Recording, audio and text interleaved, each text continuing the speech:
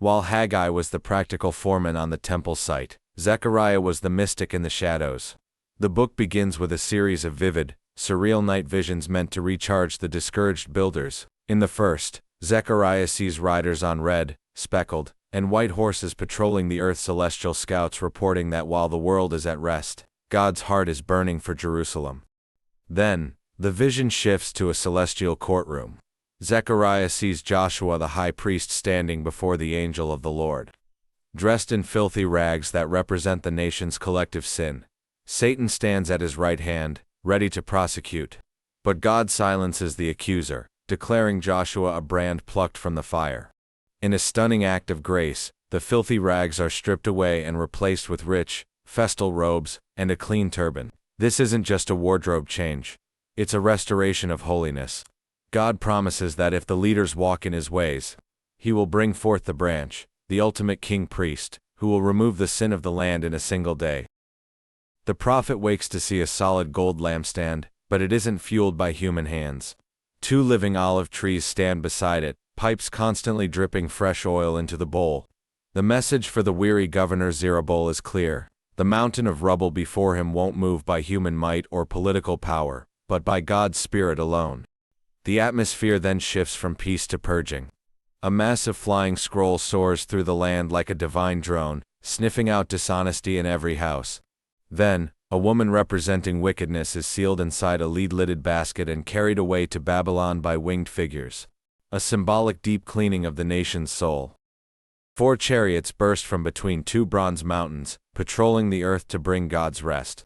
The sequence ends with a startling coronation. The high priest Joshua is crowned as a king, foreshadowing a future branch who will unite the throne and the altar in one person.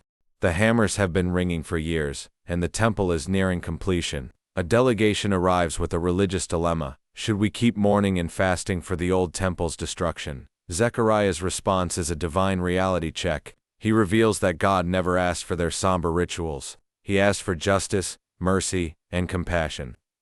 Their ancestors turned their hearts into flint, but God is now melting the ice of the past. In a stunning reversal, God promises that the days of weeping will become cheerful feasts. He paints a picture of a restored Jerusalem, where old men lean on their staffs and the son and children fill the streets with laughter, a city so magnetic that people from every nation will grab the robe of a Jew, saying, "Let us go with you, for we have heard that God is with you."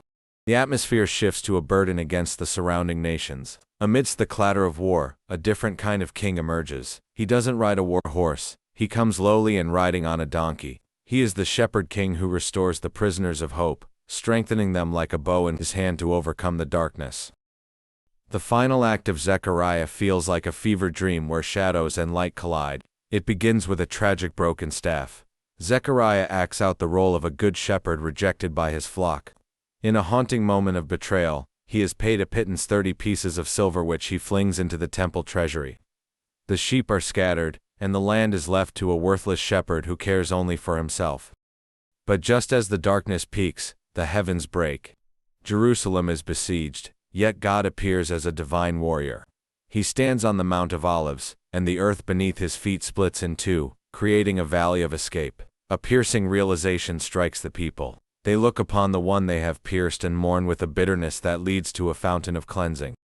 The story ends in a world transformed. Living waters flow from the city. And even the bells on horses' harnesses are engraved with "Holy to the Lord." The local kitchen pots become as sacred as altar bowls, proving that in the end, God's presence saturates every ordinary corner of existence. Subscribe.